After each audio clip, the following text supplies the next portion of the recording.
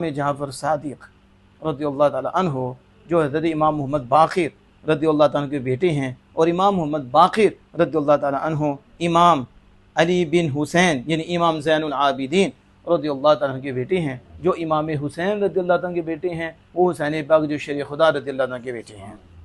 इनकी बात लिखते हैं कि आप एक दिन अपने गुलामों के पास बैठे हुए थे।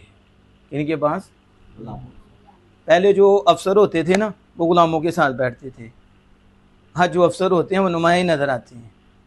हुज़ूर सय्यद आलम सल्लल्लाहु अलैहि वसल्लम सहाबा में बीच में बैठे होते थे। कैसे बैठे होते थे? बीच में बैठे होते थे, सहाबा के साथ मिलके खाना खाते थे, मजलिस होती थी। एक नुमाया चीज़ नहीं होती थी कि जिसके ऊपर नुमाया बैठे हों, यानी ऐसा भी ये अंदाज़ है सादगी का, और ये अल्लाह को पसंद है।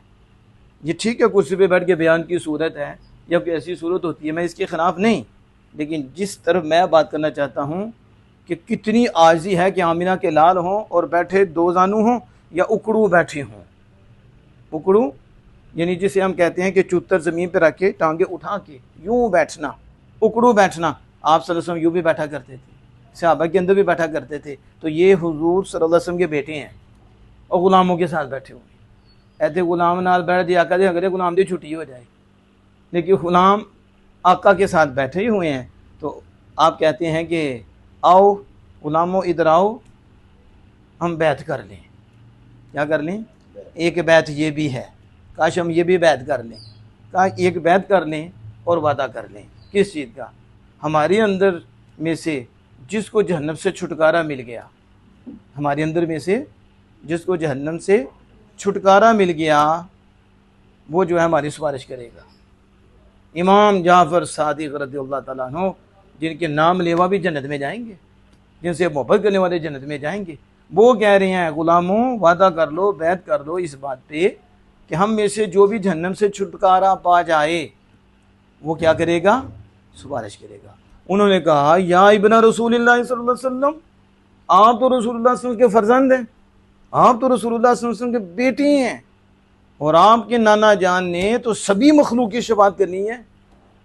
तो जब नाना जान ने सभी मखलूक की शफाअत करनी है तो आपको हमारी शफाअत की क्या ज़रूरत है, क्या हाजत है? उस वक्त इमाम जाफ़र सादिक रज़ियल्लाहु ताला कहा सुनो, मैं तो अपने फिरों से शर्म करता हूँ, मुझे तो अपने कामों से शर्म आती है। ये हैं जिन्हें अल्लाह ने दिया था, जिन्हें अल्लाह ने नवाजा था। आज हम थोड़ा सा पढ़ लें तो हम कहते हैं हमारा जैसा है ही कोई नहीं। ठीक है, दो फूल लग गए, पता नहीं अर्श पे पहुँच गए, हम कहते हैं हमारे जैसा कोई नहीं। हम कहते हैं मैंने ये किया, मैंने ये किया, मेरी ये नेकी है, मेरी ये नेकी है, मेरा ये मकाम है, ये मर्तबा है, ये हमारे दावे।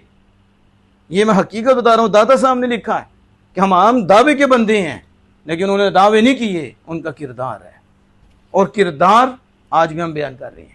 आप फरमा रहे हैं मुझे शर्म आती है जो मेरे काम है। ये कौन कह रहे हैं? इमाम जाफ़र सादिक।